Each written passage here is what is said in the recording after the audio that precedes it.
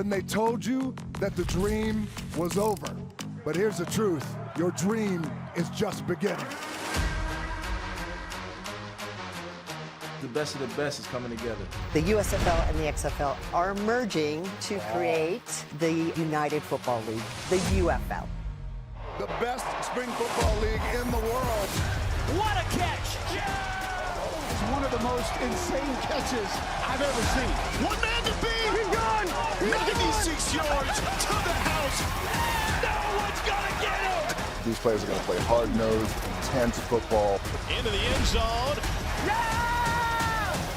No way! Let's ball out, baby!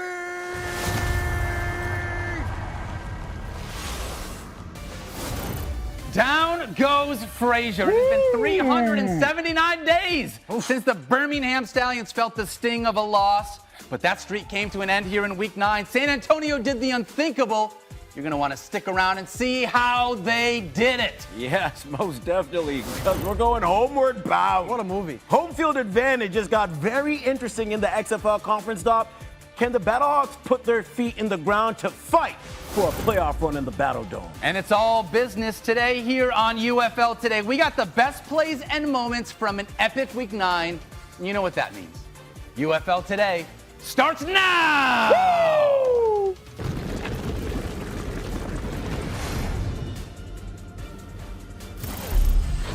Welcome into UFL Today. My name is Daniel Dopp, joined by Skubie, Mageza, and Joey G. Guys, we are so excited to see you here like we do every single Sunday.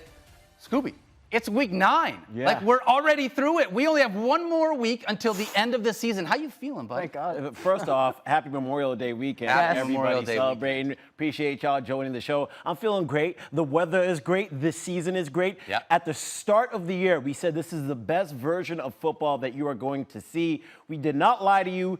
And we're 9 weeks in, Dopp, we're seeing everybody playing at their highest level. Yeah, love being able to see what these teams have been able to do. And Joe, we always go to chat because we want to hear what they have to say. What we got for our chat poll today? There was a team in Week 9 that put their foot in the ground, made a statement. So we want to know, which team remaining in the UFL playoffs do you have the most confidence in? Hit me up in the chat. We'll get back to it later. Yeah, YouTube chat, holla at us. We're going to come back to y'all during the show. You feel me? That's right. Stallions, Panthers, Battlehawks, and Brahmas. They are fighting for their playoff spots. Everyone else just playing for pride, but let's get into it. First highlights of Week 9. We're talking Battlehawks and the Arlington Renegades. This is a good one. Renegades picked up their 2023 XFL championship ring. Look at that bling, Skubie. Oh, bling, bling. Every time I come up in a quarter, bling, bling. On the other side, AJ McCarron's still out, so we got Manny Wilkins getting the start. But only in the UFL would we start a highlight package with a punt. Marquette King celebrates after this one. Maybe a little shout out to our buddy Pat McAfee. What about the celebration you showed last time? Oh, I had to steal that one from Pat McAfee, man. I learned that one from McAfee, so I had to take that one. It's for the brand. For the brand. All right, 4 minutes left in the first quarter. We got an end around. Nope, it's a double end around. Instead, it's a pass. It's tricky. Oh, my goodness. Sal Cannella galloping down the sideline like a gazelle. Renegades on the board first. Look at this play, Skubie. I mean great no design. one is there. Totally confused the defense. And Sal's just running down the sideline all by himself. Well, you This is get it pretty. done, team. I'll tell you what, finding out what this play was called was pretty fun, There was Skubie. a play called. It's called Sooner Pass. Credit to Coach Stoops. Sal, when did you know you were going to be open on that? Man, since last year. That was Coach Stoops' way, man. Always works. Always works. Man, I love Sal Cannella. All right, to the second we go. Renegades up 11-3. And Jacob Sailors will not go down with arm tackles, guys. Pumped to be in the end zone. Battlehawks get within 2. Under 2 minutes to go in the first half. And we got drone footage. Luis Perez finds Isaiah Winstead streaking down the sideline. What a ball. Doesn't make a difference if you fall in the end zone backwards. It's still worth 6 points. I mean, Luis Perez. Renegades up 17-9. Seconds left in the first half. And we got a tush push in the UFL. This is not just an Eagles thing. Get in there. Hands up. We like it. Manny Wilkins, 1-yard touchdown. Battlehawks going to halftime trailing by 4 early in the third here.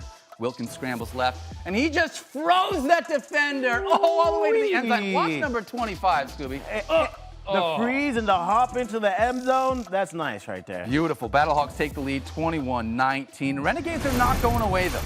6:30 to go in the third. Perez finds his man Seth Great Green. play design. Easy touchdown. My goodness, jumper. Swish. Little Just like misdirection Yao action. Ming. Yeah, That's Yao right. Ming. Yeah, okay. Renegades back on top, 25-21, under 2 minutes to go in the fourth. Battlehawks need to score in order to keep this drive alive. Woo! Oh, man. That's not a score, Skubie. Well, actually, I take that back. It is a score. It's just No way. not one for the Battlehawks. What a beautiful interception by Joe Powell, if that's not enough. How about this? Entering today, Renegades were second in the UFL in yards per game, trailing only the 8-1 Stallions. Now, they move to 2-7. Best 2-7 team in the league, Skubie. Facts. No lies told there, Dopp. Now on to this next game, because it was the game of the week. The Stallions versus the Brahmas in the Alamo Dome. A potential championship matchup with some big-name head coaches. Here they are, showing respect. Yep. What an honor it is for me to have the opportunity to do this. Oh, thank you. You know, just to stand across the sideline from you, I've been such a huge fan of yours and admirer of yours. And Well, thank you. congratulations on the great job you've done with your team. Well, But, what about you, man? yeah, we're a lot. Thanks. Have you enjoyed it? Oh, yeah. This is fun for me. This is what we do, right? I think this is one of the best jobs I've ever had.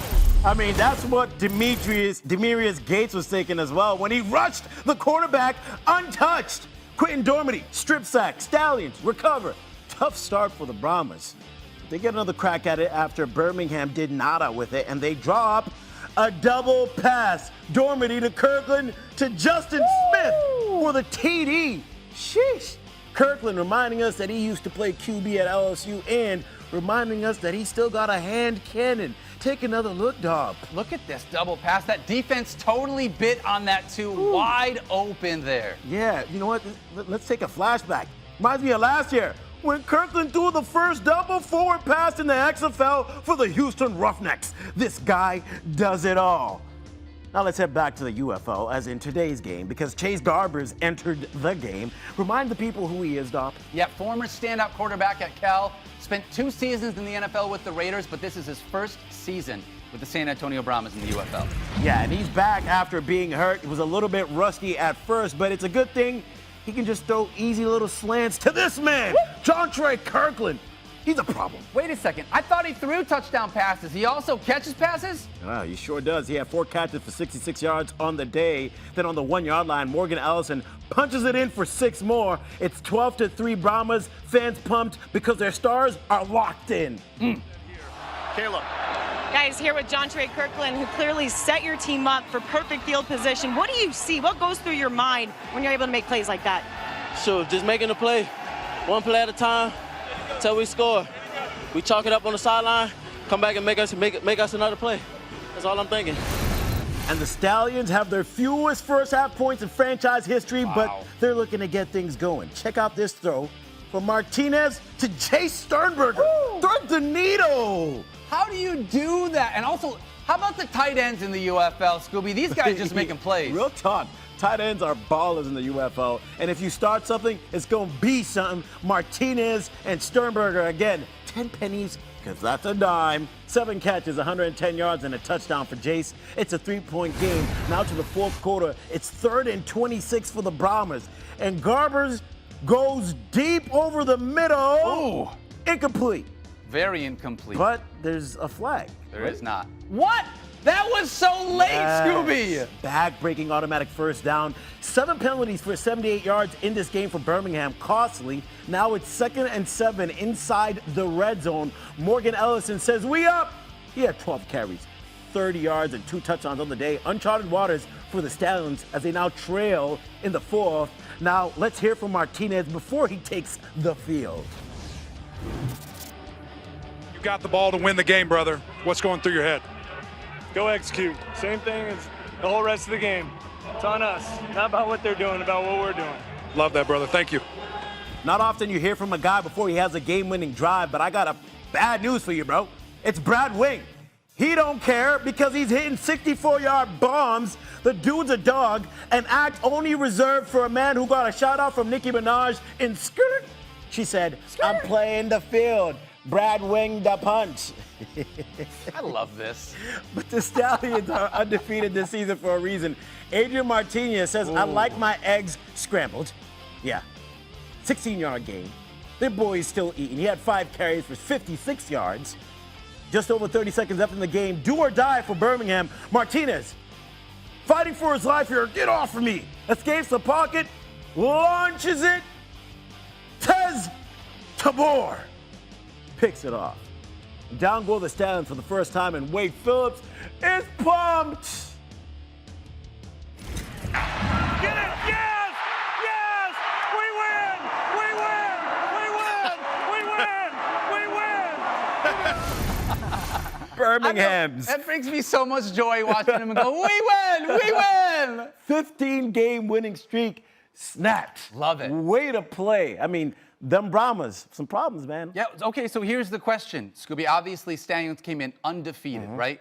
Was this a bigger loss for an undefeated Stallions team or a bigger win for the Brahmas team? At some point, you had to feel like a loss was going to come for the Brahmas, but I think it was for the Birmingham Stallions. But for the Brahmas, I think this is a bigger win for them because when you look at the team they were going against that hasn't lost in over a year, you prove to yourself that you can play to that level. There have been some hiccups over the course of the season for the Brahmas, but they were able to straighten everything out in this game against a really good team. And then you get the quarterback who you lost early in the season, Chase Garbers, to return. He was 16 for 23, 139 yards. He was an early MVP favorite as well.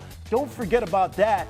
And he plays well. Yeah. He gets the rust off. Jontre Kirkland, big players show up in big moments in big games. And he was making those plays when it mattered. And then I gotta say one thing about this Brahma defense because they made the plays when it mattered consistently and competed with a team that has the best defense. So I'm with you. I think definitely this was a bigger win for the Brahmas. For the Stallions, I still feel like this team is the team that we thought they were. A little bit of a hiccup today, right? But this team, Stallions are scoring 7 more points per game than the Brahmas. They've got the, what seems like, future MVP under center, right? When you've got a guy like that, it gives you so many abilities to be able to find everyone else. His rushing ability, his passing ability.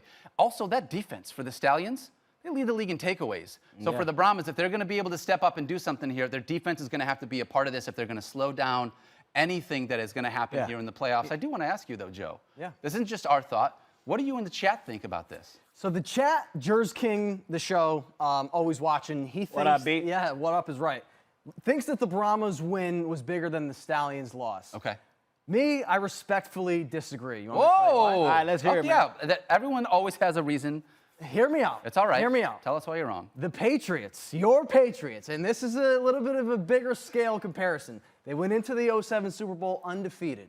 All that pressure was on them to complete an undefeated season. I think the Stallions' loss was good for them. And it was bigger than the impact of the Brahmas win. Yes, of course, the Brahmas, got some confidence going and brewing. But at the same time, I think the Stallions can learn more from this loss moving forward. Yeah, and it kind of just makes you become a little more disciplined because when you look at penalty yardage in the XFL, the number one most penalized team is the Birmingham Stallions, and they're the number one team in the league. So if you're making that many mistakes and hurting yourself and giving the other team free yardage, when you start to get into the playoffs and play playoff caliber teams, it becomes more costly. And I think we saw that in this game, especially towards the end of the game, a couple of unnecessary roughness, unsportsmanlike conducts.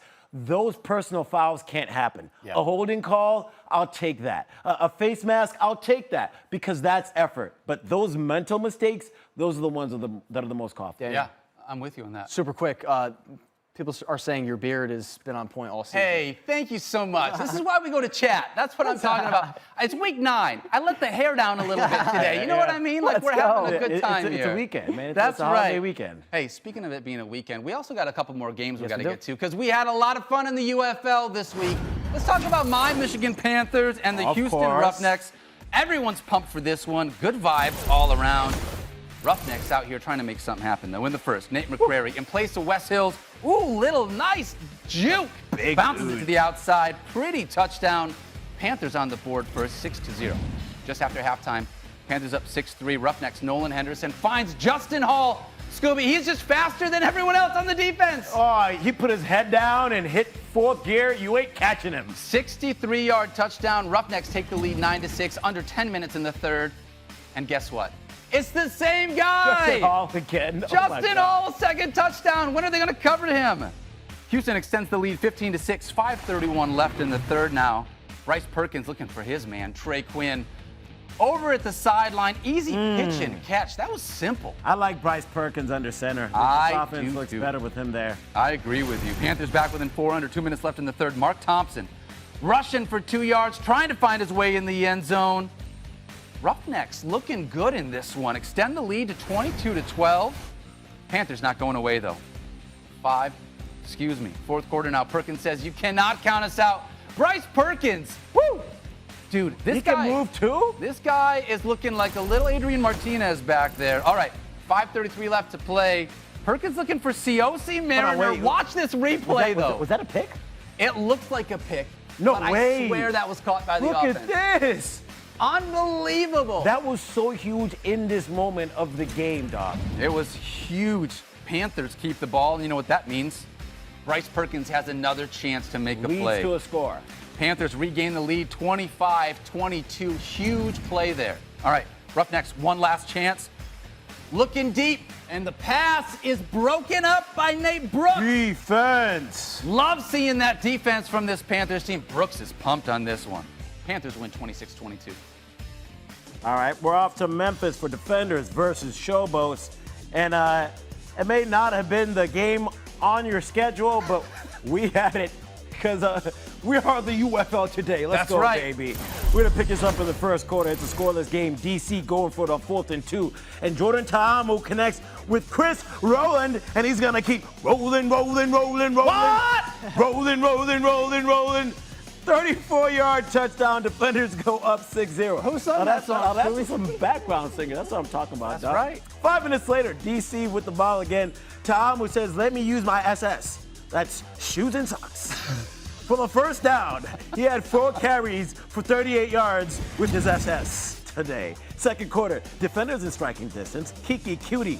Ooh, that guy's a wide receiver, Skubie. He's a wide receiver doing running back things. After the 2-point conversion, defenders up 14-0. Showboat trying to make something happen. Troy Williams fires it off to Jonathan Adams. Give me that.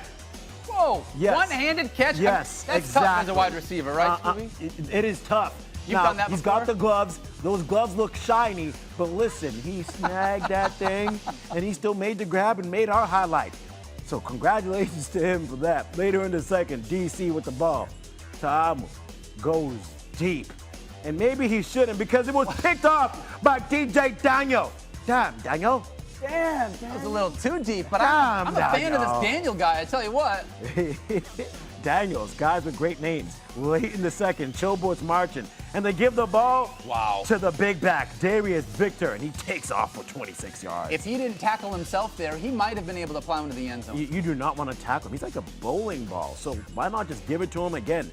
Victor, move, excuse me. 14 carries, 98 yards on the day for him. It's 14-7. Closing moments of the first half. DC trying to put the pressure on, and this play made us stand up in the green room, Dopp. Ta'amu climbs the ladder in the pocket and throws it on the rope to Alex Ellis. What did you say about tight ends? They are pretty in the UFL, Skubie. Yeah, pretty with hair, like Sal Canella's hair, like your hair. This is what happens. No comparison. And from there on, it was autopilot. Third quarter, Ta'amu cuts through the Showboats like butter.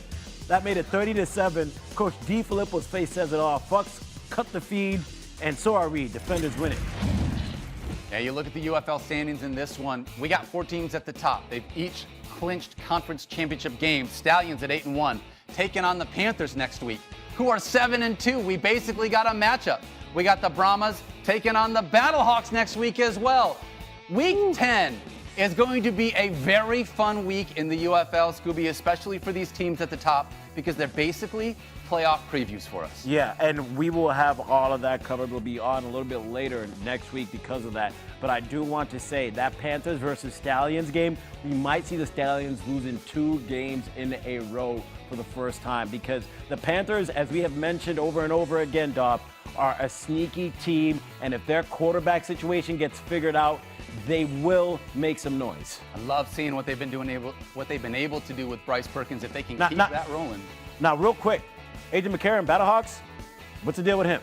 Hey, him being able to come back, I feel like if this was a game that they needed a win, AJ McCarron would have played today. I feel pretty confident with that. So understanding that, I feel like the Battlehawks are still in a spot where you let AJ McCarron roll. If he's healthy, he's good to go. Yeah. That's where I'm at. All right, you guys know what this segment is. Standing on business. We're talking about our favorite plays and moments from the week. Yes, sir. We got to start with my man, Jake Bailey. Let's do this. Standing on business.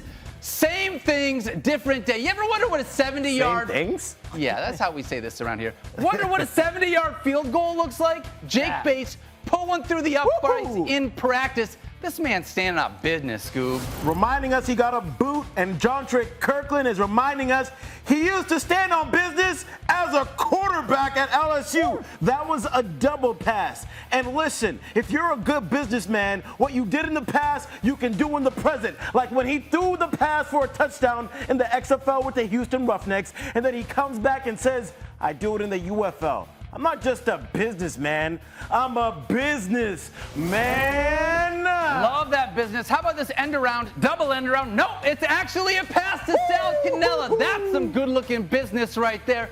Anytime you got a tight end looking like a gazelle down the sideline, yes, sir. Ooh, and he's not just standing on business with that. He got Louis on his feet. He's standing on Louis business. Hey. That's a baller, Dopp. You gotta love that. That's why we love tight ends. Hey, how about this? Let's give the defense a little love for some business right here. Look at this. Hey! You gotta love the tip interception to yourself, even though it's against my Michigan Panthers. Look at this defensive play right here by Bryce Perkins, getting it swatted away by Markel Roby. Good business. Standing on business, and they're standing under a whole ass. Oh. That's what Anthony McFarland did after running into his own damn teammate, Aaron Montero. Shades of the butt fumble. Yes. He shouldn't have been standing there. He was standing in somebody else's business. He should have been minding his own. That's what he was trying to say. Hey, speaking of someone else's business, though, we're going to go talk to the Roughnecks right now because quarterback Nolan Henderson had some business with his center. Check this out. Yikes. Here on out, my ass is not this wet. The volunteer trainer just absolutely soaked me with the sponge. I felt it on my 35, and as I'm sitting there, I try to have it as under there as little as possible because you're just dripping on my Go pistol then. Yeah. I just want you to know that a lot of it's sweat. Okay with pistol? Yeah. Because like I handed that ball off, and I literally am dripping from your ass. But she just soaked me, so now I'm like. So now you're even worse? Now it's. That's a conversation to have on the sideline, guys. That's a WA. You know what a WA is? Sideline conversation. That's a WAA, a wet ass. Wow. Well, the funny thing about it is, Joe is not the type of person to sweat. He talks about running 6 miles and never sweating. Can't do it. So how do you not sweat, Joe? I'm not in Florida. That's why I'm with you guys here. That's impossible. That's impossible. All right, what we got from the chat, man? Okay, the chat. We're with the chat. Okay. With the Stallions' loss, we asked the poll. Yep. Which team are you most confident in? Now, I got some mixed emotions right now because last week we asked if the Stallions were going to stay undefeated. 56% said no. Wow. This week, 48% have the most confidence in Birmingham. At number 2, Panthers, Brahmas with a 19% split. Battlehawks all the way at the bottom. Can you believe, in all honesty, and I realize I've been making this about, me and the Michigan Panthers all year. It is. No one believed that the Panthers were going to make it to a championship game. They didn't believe. Like, they have crushed it so far this UFL season. I just want to say that. So shout out to chat. I love being able to hear from them. They also have really good takes on like hair and like pretty people and stuff like that. So I don't know, Joe, is there anything else in chat that we need to throw to you? Our boy Mike, no last name, just Mike. Yeah. I would love to know how he was able to get that YouTube name of any. He thinks you look like Sal Cannella. I said that week 1 because Sal Cannella's got a nose ring. I've got a nose ring. I've got long hair. He's got long hair. He's 6'4", 225. I'm somewhere in that range too, guys. He's got one thing on him, though. You're better at football. That's, see, we both got tattoos. I love the tight ends in this league. Exactly. It's so much fun, And they're honestly. making a lot of plays. That is spot on, the Sal Cannella comparison. In Arlington, everyone said they're the best 1-7 team during the entire game. 2 now, baby. Yeah, and they were able to get that win against the Battlehawks. Now, I come back to the Battlehawks because you said that's who people have the least faith in. It's as if everyone's completely forgotten what this team is. Do you I'll tell you what it is. Okay, let me hear it. I'll tell you what it is. I think it's recency bias because they haven't seen AJ McCarron in a couple weeks, and it's just the idea of this team looks a little bit different with Manny Wilkins under center. They play a different kind of football. Yeah. Manny Wilkins and AJ McCarron, totally different quarterbacks, right? So this offense moves differently with Manny Wilkins. I think when you get AJ McCarron back under center, this team will look more like what we've seen for the majority of the season. Right. That's my thought. Yeah, and in the quarterback position is the most important position in the game of football. When you see a guy end up moving away from under center and the whole team slows down from defense to special teams, it's because, you know, there's that chemistry and that synergy from the leadership to the guys with time of possession and the conversations on the sideline. So I know AJ was there dressed up, but you said it earlier in the highlight, and they said on the broadcast, if this was a game they had to win, he probably would have been in there. Yeah. It's home field. You control your own destiny. You win next week against the Brahmas. That first XFL championship is in St. Louis. The UFL championship is in St. Louis. We saw 2 NFL teams, as of very recent, play Super Bowls in their home stadium in the Rams and the Bucs. I mean, at this point, the Brahmas could play 3 weeks straight in St. Louis. Yeah. And I know the city of St. Louis would love that probably. Those fans, the way that they show out, it is exactly what you want from the spring football perspective. Yeah, absolutely. I love spring football. I know I'm not the only one. Kind of bums me out. We're getting close to the end, but it has been a super fun season, and we are not done yet. And by the way, you guys said it at the start of the show. It is Memorial Day weekend. As a veteran, I just want to say, on behalf of everybody on the show. Thank you. I appreciate you, man, and for everybody specifically that has given everything, the greatest sacrifice for our country, the idea of trying to stand up and give all of us the privileges and freedoms that we have today. That's part of what makes this country something worth fighting for. I have so many different freedoms and privileges that I have on a daily basis, and I want every single person in this country to be able to have the same things that I do, and that's what so many of us have been fighting for. Unfortunately, this is a day to remember those that we have lost. So if you have lost a veteran or if you know anybody that is a family of a service member, please give them a shout out. We appreciate you guys for everything that you guys do. All right, with that being said, that's it for UFL today. We're back for one more week in week 10. Then we got some playoff weeks. We're not going anywhere. On behalf of Joe and Skubie, my name is Daniel. We love you guys. Don't forget to love each other. Be kind to yourself. You deserve it. We'll see you in week 10, 6:30 Eastern next week. Peace.